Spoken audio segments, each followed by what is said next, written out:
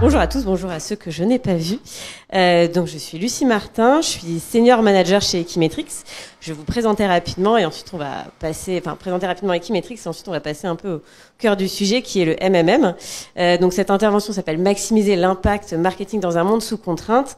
On aurait pu aussi l'appeler comment optimiser ses investissements dans un monde surtout où il faut à la fois des revenus court terme et continuer à créer son image, à sécuriser son image sur le long terme également. Juste un petit mot sur Equimetrix. Donc, on est une boîte qui est spécialisée dans l'IA et dans le MMM ou MMO, Marketing Mix Modeling ou Optimisation. On est fort de 19 années d'expérience. On a plus de 500 collaborateurs. On est dans plusieurs pays. Aujourd'hui, on est aussi reconnu par nos pairs, par Forrester et par Gartner.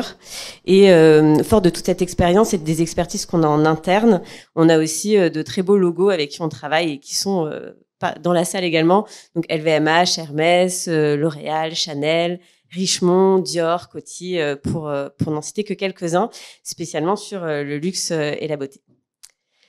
En termes de contexte, je pense que Laureano a déjà donné beaucoup d'informations et quand je passe en dernière aussi, il y a eu d'autres présentations, donc je vais passer rapidement dessus.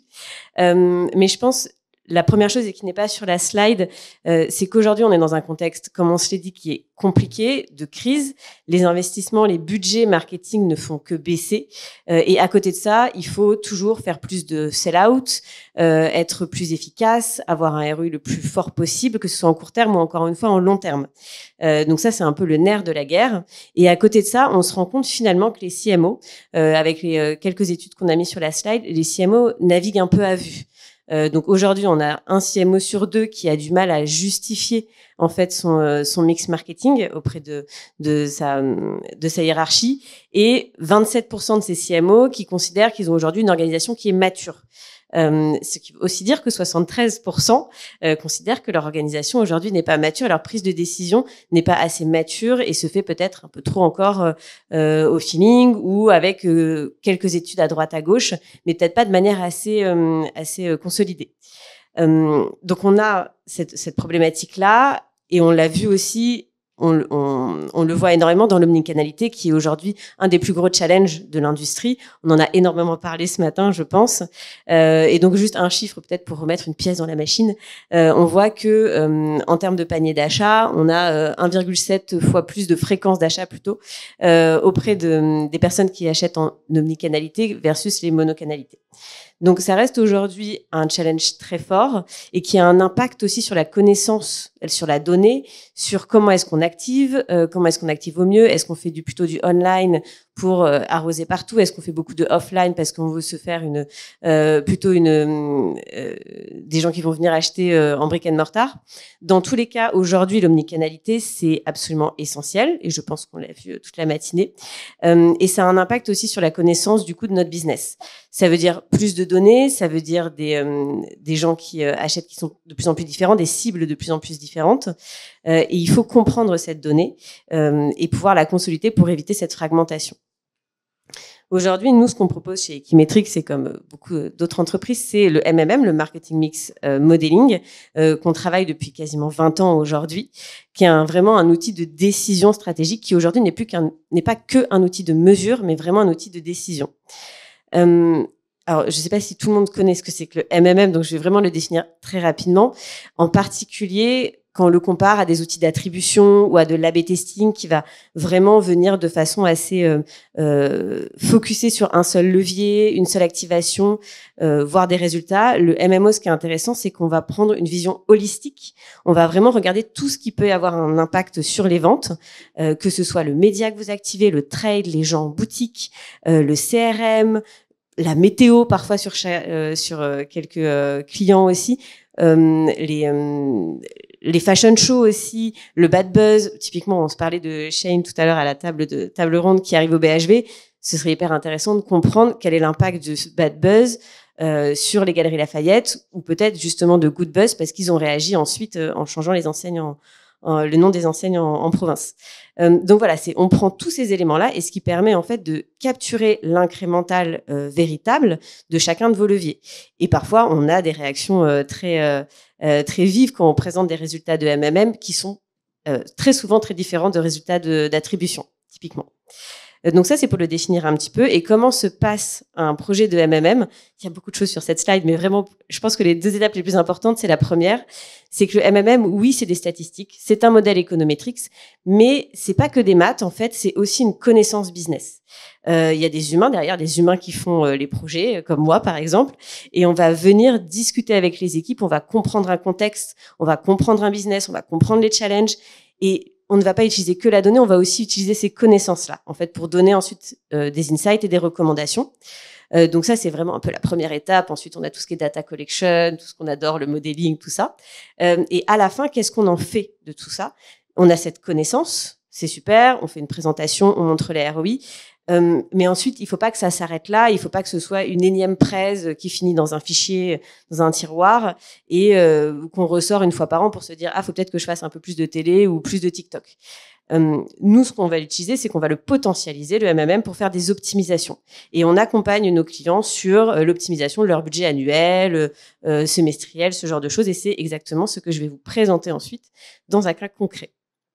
Donc, on travaille pour, comme je vous l'ai dit, beaucoup d'acteurs de la beauté et du luxe, dont un leader mondial de la beauté, qui aujourd'hui fait face à plusieurs challenges.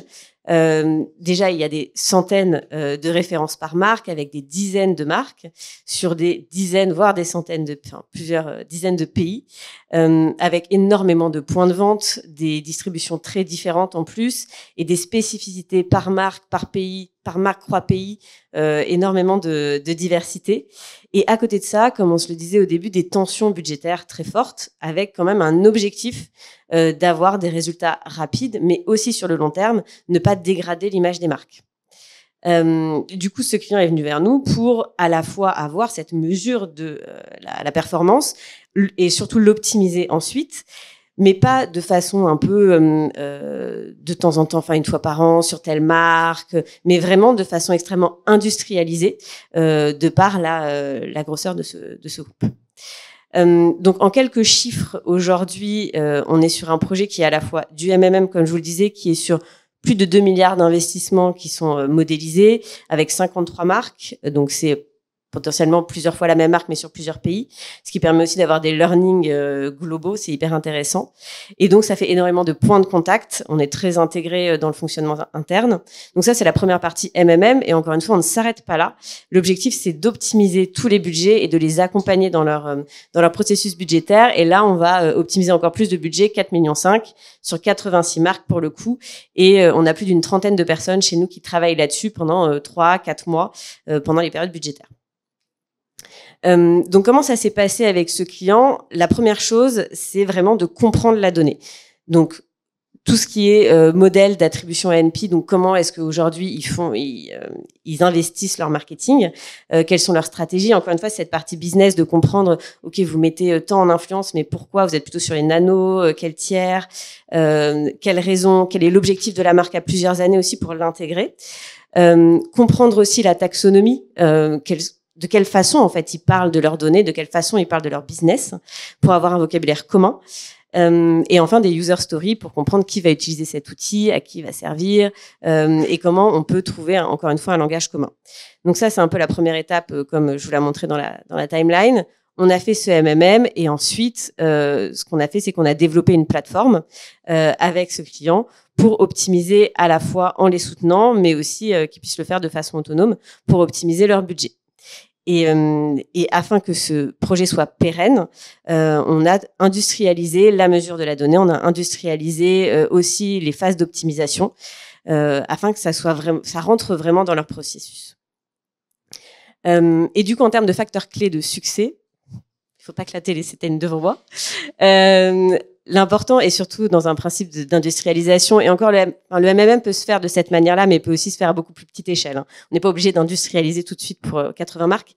Encore une fois, c'est d'avoir un langage commun, donc une taxonomie commune, que ce soit entre eux et nous, mais aussi entre les pays et entre les marques. Et aussi se dire que c'est un produit et un projet qui est vivant. Et ça fait aujourd'hui plusieurs années qu'on travaille avec ce client et on fait grandir ce projet, on l'améliore en permanence, on prend le feedback, on leur donne du feedback aussi.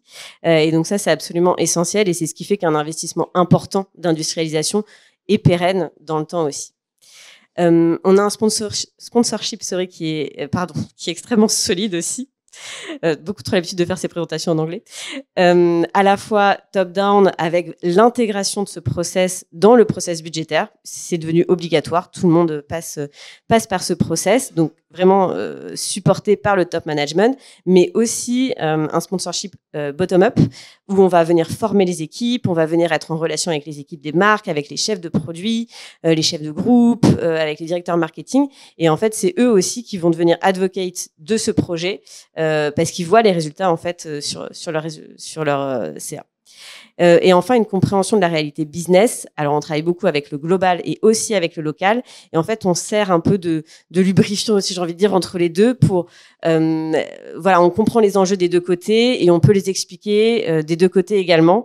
Et on peut pousser auprès du local, par exemple, ou auprès du global, les desiderata de chacun. Et quelques KPI pour finir. Aujourd'hui, cette plateforme qu'on a développée avec notre client, elle est présente dans toutes les divisions de ce client sur 7 pays. Juste cette année, on a réalisé plus de 3000 scénarios, donc 3000 budgets optimisés. Pour une marque, c'est environ une centaine, par exemple. On peut faire plein de tests. En fait, c'est tellement rapide, c'est tellement efficace et c'est tellement facile à utiliser qu'on a fait énormément d'optimisation avec eux. Et en moyenne, et c'est plutôt, j'ai envie de dire, la fourchette basse, l'objectif, c'est d'avoir un ROI d'investissement marketing qui augmente de au moins 10% d'une année à l'autre grâce à l'optimisation qu'on fait. Et sur des millions d'euros de budget, c'est très intéressant. Donc ça, c'est la version très industrialisée, très gros projet. Mais ce qui est intéressant, c'est qu'on peut le faire aussi à beaucoup plus petite échelle et de façon moins custom aussi, parce que nous, on a une solution qu'on peut proposer à tous nos clients. Juste une rapide vidéo à vous montrer.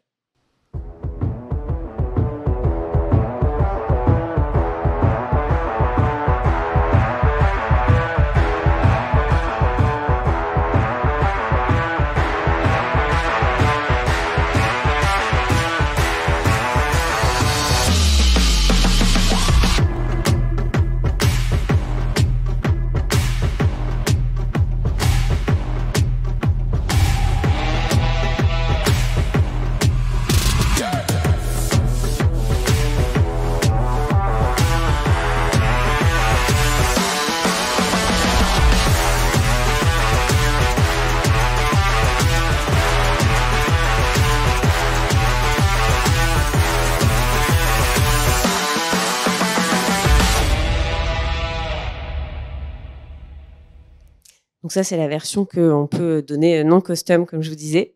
Et si vous voulez en apprendre aussi un peu plus sur ce qu'on fait et sur comment on aide les entreprises à maximiser leur ROI et leur incrémentalité, on a aussi une association avec Business of Fashion et on a sorti un livre blanc. Donc n'hésitez pas à scanner le QR code ou à venir nous voir avec Margot aussi tout à l'heure. Merci beaucoup.